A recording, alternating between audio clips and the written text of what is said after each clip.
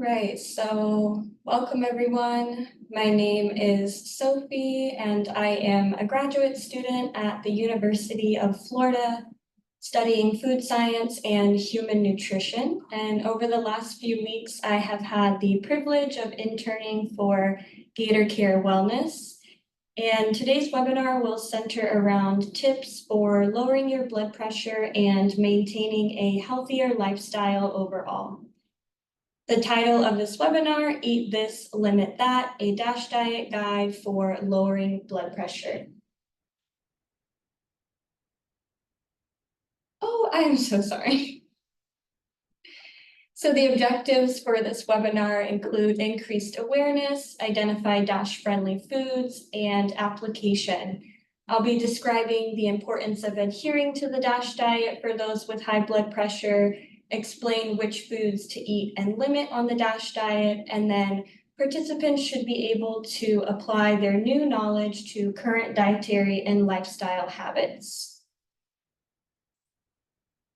So what is hypertension? Hypertension is a condition characterized by elevated pressure in the arteries, and this increased pressure forces the heart to work even harder to pump blood throughout the body. A simple way that I like to think of blood pressure is like water in a water hose. So just as a kink restricts the flow of water through the hose, high blood pressure and narrowing arteries restricts the flow of blood throughout the body. So when there's the kink in the hose, this pressure builds up and causes water to flow with greater force once it's released. And then similarly, when blood encounters resistance in the arteries, the heart has to pump much harder to push the blood throughout the body. And this increased pressure can lead to various health complications, including heart attack, stroke, and kidney disease. Some of the causes of hypertension include an unhealthy diet, lack of physical activity, obesity, alcohol and tobacco use, and then certain medications. Some of the risk factors for hypertension include age, family history, race, ethnicity, and sex. And the image on the right here is illustrating the ranges used to indicate blood pressure status, ranging from a normal blood pressure to a hypertensive crisis. And we would see this in something like a heart attack or stroke. And then to provide a quick breakdown of these values, blood pressure is written as two numbers, the top or first number being your systolic blood pressure, and this is related to the contraction of the heart.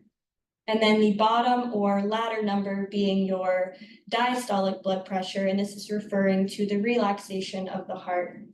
And in general, a healthy blood pressure reading is 120 or less over 80 or less. So to provide a brief overview of just how prevalent this issue is, I wanted to include some current statistics.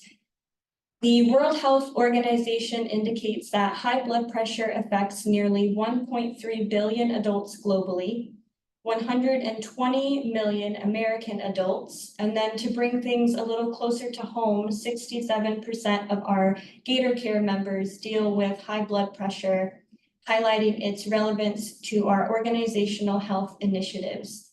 And as I'll discuss throughout this webinar, dietary and lifestyle modifications are crucial in mitigating the associated complications of high blood pressure. So what are the current recommendations for managing high blood pressure? The NIH, or the National Heart, Lung, and Blood Institute, recommends these 4 specific dietary and lifestyle modifications. The first being to eat a heart-healthy diet, such as the DASH diet, and we'll be exploring more of these distinct elements of the diet later on. But essentially, a heart-healthy diet is one that emphasizes vegetables, fruits, whole grains, nuts, seeds, beans, lean meats, and fish. The following recommendations include avoiding or limiting alcohol and tobacco use, getting regular physical activity, and managing stress. Now, to dive a little deeper into the dietary recommendations, I've included their daily recommended servings per food group. So for grains, things like brown rice, quinoa, or oats, it's recommended to consume 6 to 8 servings a day. And you can find the serving size on the back of many food items on the nutrition facts label, and I'll be explaining that further in the presentation. So moving on to meats, poultry, and fish, 6 servings or less a day is recommended. For fruits and vegetables, 4 to 5 servings a day. Fats and oils are recommended to remain between 2 and 3 servings a day. And then sodium or salt is recommended not to exceed 2,300 milligrams a day. And this sodium restriction is an essential component to the DASH diet for lowering blood pressure. And then finally, for low-fat dairy, 2 to 3 servings a day is the current recommendation. And all of this information is based on a 2,000 calorie diet. And this is important to note as calorie needs are very individualized and your needs might vary depending on your age, height, weight, and sex. So moving on to what the current research has to say about the DASH diet. This article titled DASH Diet and Blood Pressure Reduction in Adults with and Without Hypertension, a systematic review and meta-analysis of randomized controlled trials. So this is a very high level of evidence paper. And the purpose was to assess the DASH diet's effect on blood pressure in adults with and without hypertension.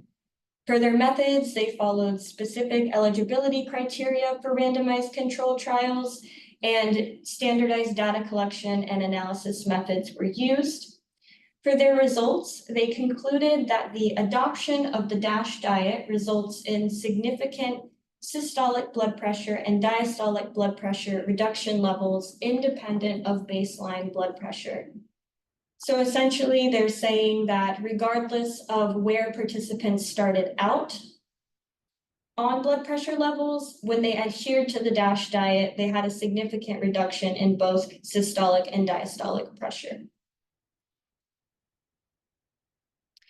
So this study titled Effects of Sodium Reduction and the DASH Diet in Relation to Baseline Blood Pressure.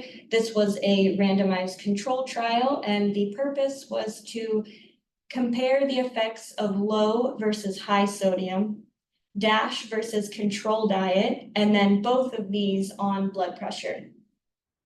For their methods, they included adults with pre or stage 1 hypertension, and they were randomized to either DASH or control diet and fed 3 sodium levels at random over 4 weeks. For their results, they concluded that a combination of reduced sodium and the DASH diet significantly lowered blood pressure.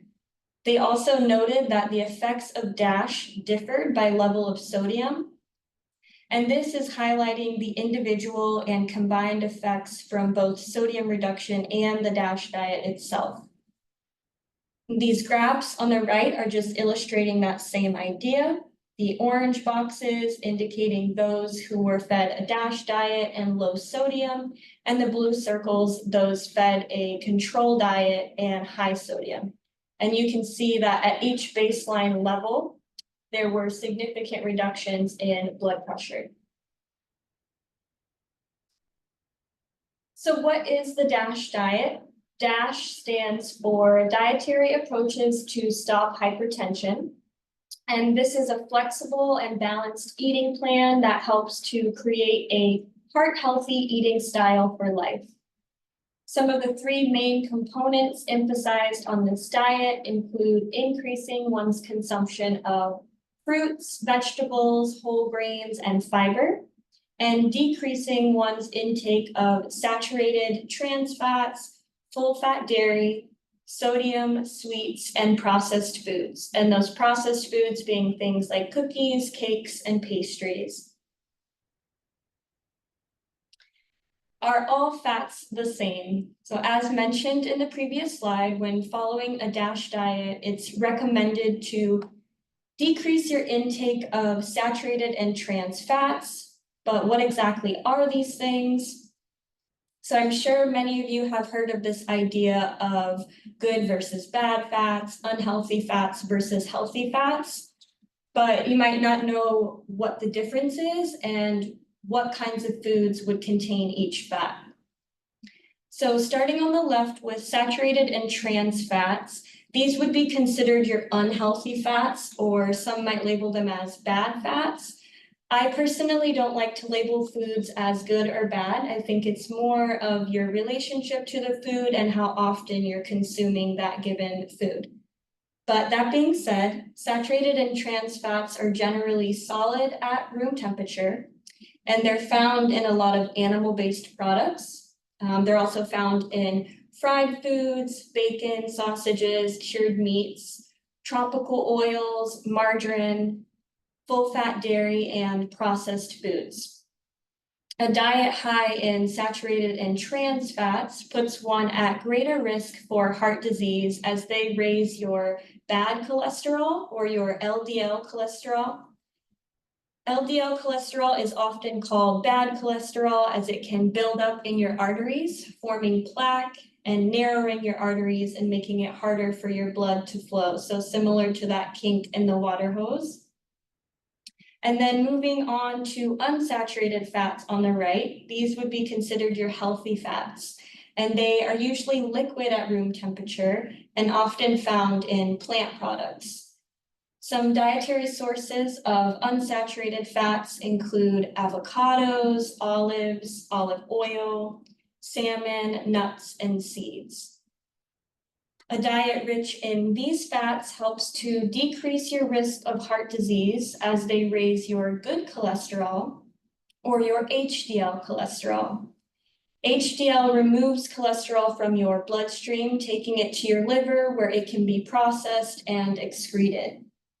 So in summary, eating more unsaturated fats and limiting your saturated and trans fats can help to lower your bad cholesterol, raise your good cholesterol, and decrease your risk of heart disease. So as I mentioned, a sodium or salt reduction is an essential component to the DASH diet. And here I provided some tips to consider for lowering your salt intake when you're shopping, cooking, and eating out. For shopping, it's important to read your food labels and opt for foods that are lower in sodium. And I also have here to reference the Eat This, Limit That guide. I'll be providing supplemental material at the end for you to reference after this webinar, and we'll be dropping that in the chat towards the end of the presentation. So when it comes to cooking, some tips include using less table salt for flavoring foods, or trying different herbs and spices for seasoning instead of salt, so things like basil, cumin, oregano. And another tip would be to rinse canned foods to lower the sodium content. If you're ever cooking with canned beans or canned vegetables, these products tend to be a lot higher in sodium to help preserve their shelf life. So simply rinsing them under some water will help to reduce that sodium.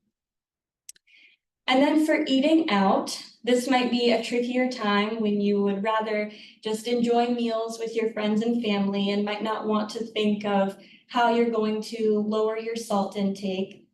However, some ideas to consider would be asking that foods be prepared with little or less salt. Again, referencing that Eat This, Limit That guide. And then for side dishes, opting to choose for fruit or vegetables instead of chips or fries. So getting to know your labels and understanding the nutrition facts label. This is going to be super supportive in helping you to not only reduce your sodium intake, but also helping you make more informed decisions and give you more confidence in making healthier choices that support a healthy heart. So I'll just briefly discuss some of the most important things to look at. The first being serving size. So if you look under nutrition facts, you'll see serving size, and this particular food label, this product has 8 servings per container. I'm sure many of us have had the experience of eating a bag of chips. We don't just eat a couple of chips, we generally eat the whole bag.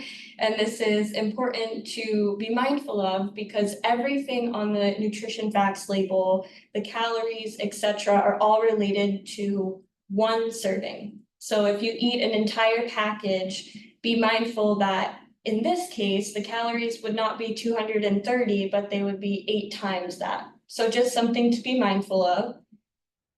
The next being looking at sodium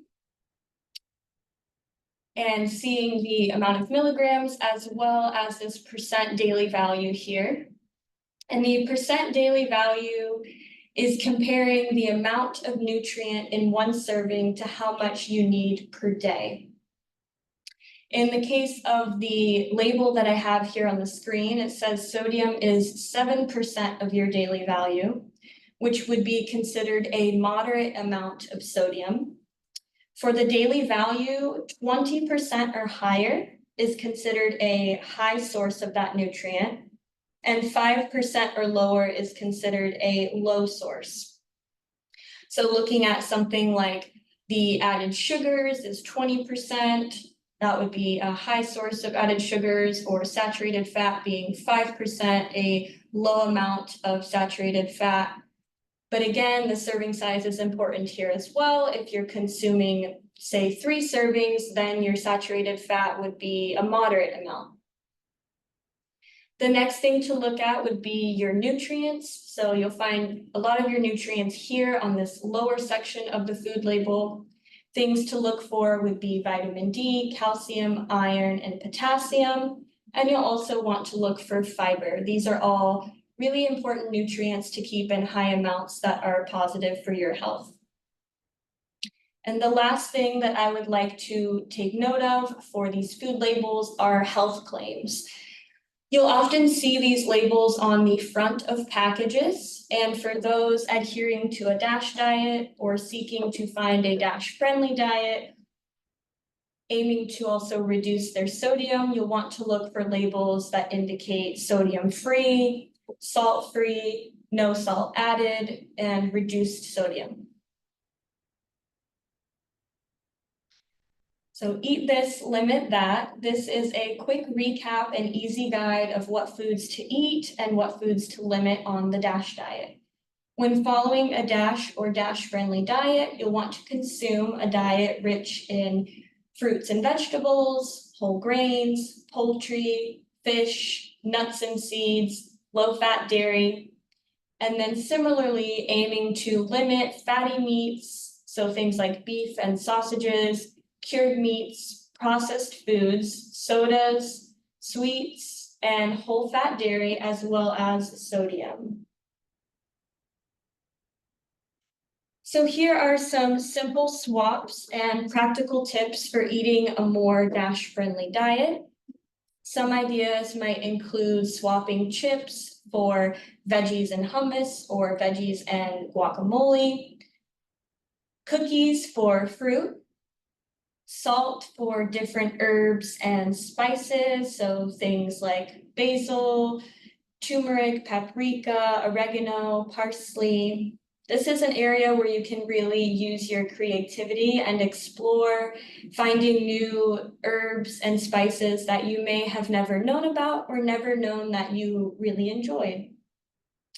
I do want to note here, though, that certain seasoning packets that you might find in the grocery store are oftentimes high in sodium. So something like Sazón Completa, or if you've ever bought those taco kit packets from a grocery store, they often include seasonings to flavor your meat. Those are often higher in sodium than if you were to just flavor the meat yourself.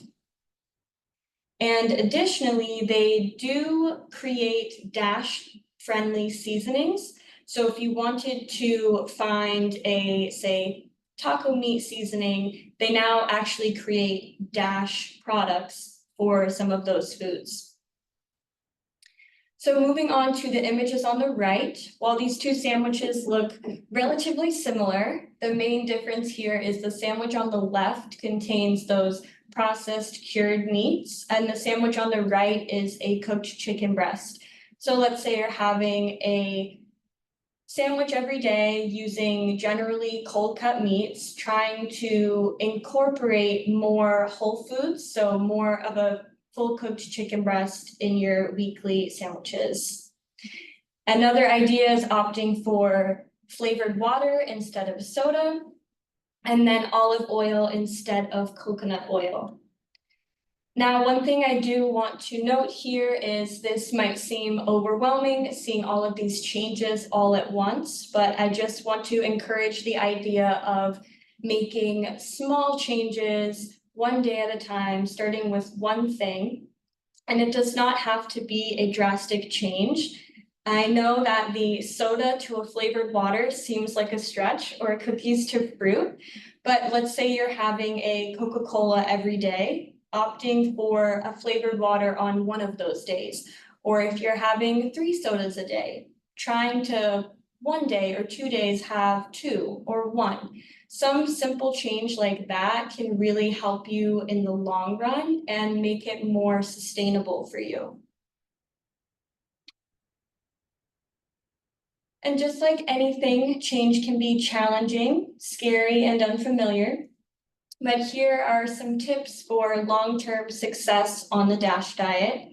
The first being change modifications slowly. Don't change everything all at once, as I mentioned. Start with one small change and gradually build up to bigger goals. If you are taking any blood pressure lowering medication, be sure to talk with your doctor, and this will help you to understand how your medication treatment impacts your overall plan for wellness. Next being to track what you eat. Don't worry about a slip up. Be kind here and give yourself grace. Everyone slips up, especially when trying something new. Ask yourself why you got off track. This is a great way to identify your triggers and get back on track.